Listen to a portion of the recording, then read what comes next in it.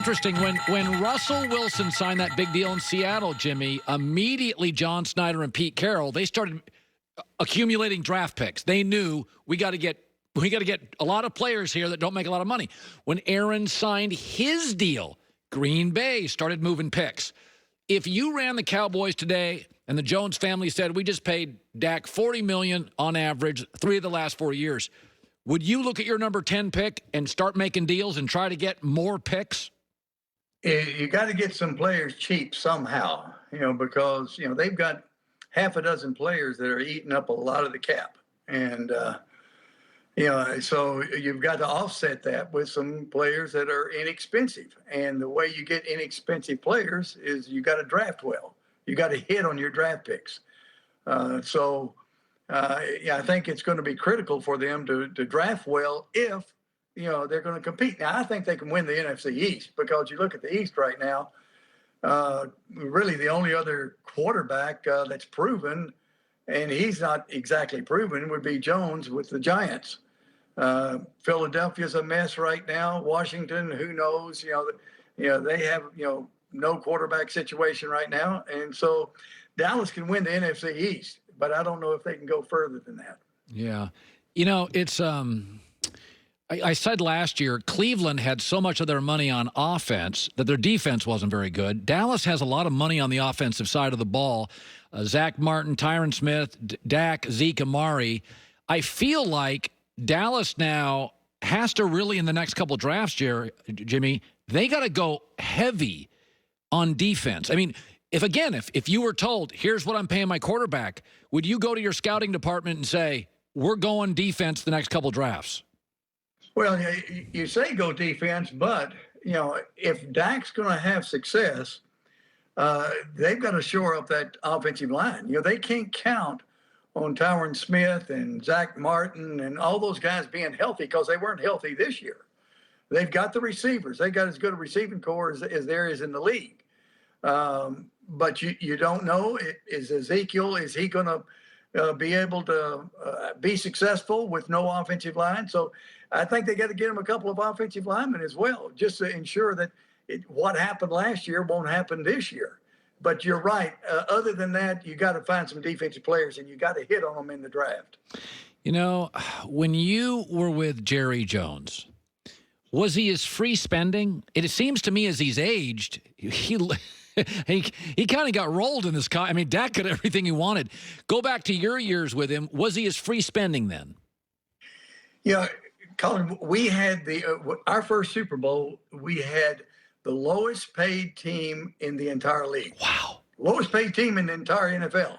The reason for that is because, most of it was the youngest team in the NFL. Both Super Bowls, we were the youngest team in the NFL. Well, if you have the youngest team in the NFL, they're not going to be paid a lot of money. And so, we didn't, that team wasn't built with free agents. It was built through the draft. And that's why they were good for a long period of time, because they were all young players. So he didn't have to spend much money then. We signed, Troy to a contract, but, please, that's piddling money compared to what they make nowadays. So, really it wasn't a problem back then. There's a lot I like about Dak. I think if I ran a pro sports team, what I'd try to avoid is paying good players great money. I think he's a good player who just got a great contract. What do you like about Dak, and what concerns you all the times you've seen him? I think he's a great leader for the team. I think the team really rallies around him. So he is a positive influence there. He can, before the injury, he could make plays with his legs. He could run the football. And he fit into their system. He has had problems at times being inaccurate. But with that receiving core, he gets people open. So I like Dak, and I'm kind of like you. I think he can win you a championship if he has great players around him. I don't think Dak can carry a football team if he doesn't have great players around him. Yeah, he has struggled last couple of years against winning teams. Do you think second year with Mike McCarthy, go back to your career, I mean, obviously, Troy struggled first year, got better second. Really, by third year, you guys won a lot. Do you think it's an advantage getting Mike McCarthy and Dak in their second year? How much of a leap do you think that means? I don't know that it's going to be a huge leap. Because he had his offensive coordinator and play caller that he's had for the last couple of years. There really wasn't a change there. So I don't know that McCarthy is going to make that big an influence on Dak and that team. Again, because it's not like he was going to a new system. They pretty well doing what they did before McCarthy ever got there. Yeah. When you look at, Dan Quinn is the new defensive coordinator. I think they'll be better. I think that's an upgrade. But let's be honest. When you look at that defensive personnel, Jalen Smith's a good player, but can I make the argument there's not a lot there? No, DeMarcus Lawrence has got a big contract, and he's had some good years. Jalen Smith, there were a lot of complaints about Smith last year because of being out of position. But I think their entire defense was out of position. They will be better. Like you say, Quinn will do a much better job with that defense. And plus having an off season, putting into the system that they are comfortable with. So they'll be better defensively. And that will help without question. But, a concern that I have is like some of their key players were injured last year, yeah. and once a player is starting to have injuries, the percentage of injuries goes up with that particular player. So there's no guarantee some of those key players are going to stay healthy. And you don't know about Ezekiel either. The career of a running back in this league normally doesn't last real long. That's right. And you start taking a bunch of shots, those running backs start getting hurt. And so what's going to happen there? And so there's still a lot of questions on that football team. But if they do shore up the defense, they can be better. And like I said, they should win the NFC East.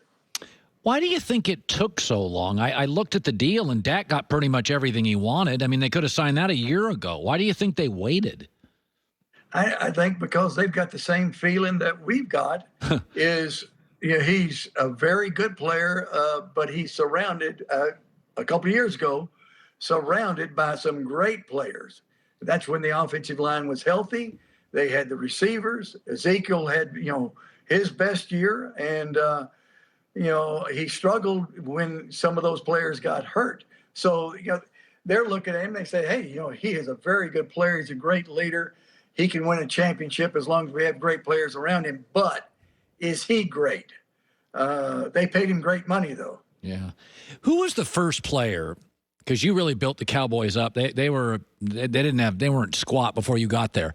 Who was the first player in the NFL that you paid big money to, that you agreed to, and did you sleep the next night? How did it land for you?